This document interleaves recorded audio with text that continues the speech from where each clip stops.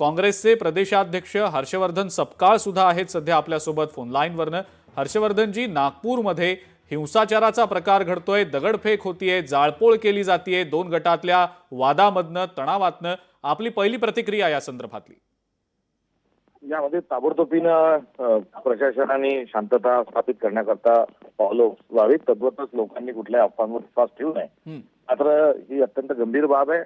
नागपूर शहराला कोणत्याही जातीदंगेचा हा वारसा नाही किंवा इतिहास नाही आणि त्याच शहरातील आज मुख्यमंत्री आहे आणि गृहमंत्री देखील आहेत आणि त्यांच्याच गावात, त्यांच्याच मतदारसंघात, त्यांच्याच शहरात अशा प्रकारच्या घटना होतात।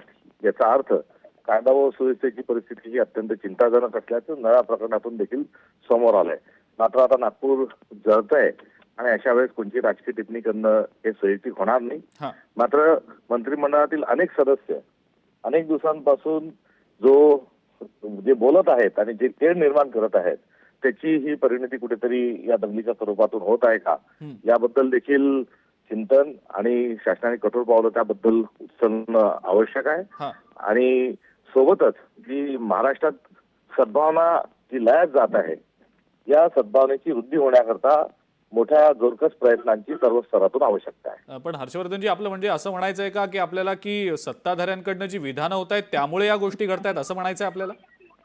निश्चित दुर्दैवाने ही सत्य बाब आहे, कारण सामाजिक तेढ निर्माण होण्याच्या अनुषंगाने एकापेक्षा एक जे मंत्री त्यांच्यात एक स्पर्धा लागलेली आहे की जेणेकरून तणाव निर्माण होईल, सामाजिक सौहार्दता भंग पावेल अशा स्वरूपाची वक्तव्य केल्या जात आहेत आणि त्याच पार्श्वभूमीवर गेल्या अनेक दिवसांपासून महाराष्ट्र पेटवण्याचे प्रयत्न होत आहेत असं म्हटल्यास तिथे ठरणार नाही।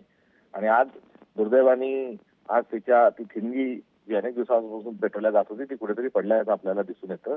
आता तरी सरकारमधील लोकांनी शहाणं व्हावं आणि सभ्यतेची, शांततेची आणि विविधतेत एकता हीच भारताची विशेषता आहे, या अनुषंगाने त्यांनी भूमिका घ्यावी ही माझी त्यांना विनंती आहे। पण हर्षवर्धनजी, सगळ्यांनीच खरं तर वादग्रस्त वक्तव्य टाळावीत असं वाटत नाही का? कारण विरोधी पक्षांमधल्याही काही ठराविक व्यक्तींकडनं या अनुषंगानं वक्तव्य करण्यात आलेली होती याआधी, त्यांना देखील तुम्ही हेच सांगाल का? आणि सध्याची जी नागपुरातली स्थिती आहे त्या अनुषंगानं आवाहन नेमकं काय कराल? मी सुरुवातीलाच आपला फोन घेतल्यास मी आपल्याला सांगितलं होतं की लोकांनी संयम ठेवावा, शांत ठेवावा। नागपूर हे शहर 300 वर्ष जुनं बसलेलं आहे। या शहरात गुन्ह्या गोविंदाने सगळ्यांनी राहण्याची परंपरा आहे आणि त्या परंपरेचं सर्वांनी संवर्धन आणि संरक्षण करावं हे नागरिकांना माझं नागपूरच्या आव्हान आहे। तत्पर विरोधक असो, सत्ताधारी असो, या त्यांच्या वक्तव्यांनी या जरूर करू नयेत। केलेल्या वक्तव्याच्या संदर्भामध्ये एक सत्ताधारी जे अफवा पसरवतात किंवा सत्ताधारी जे परसेप्शन तयार करतात।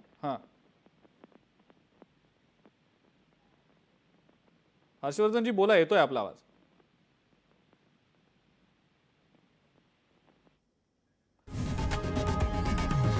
लोकशाही मराठी ऐका, पहा, जागरूक रहा।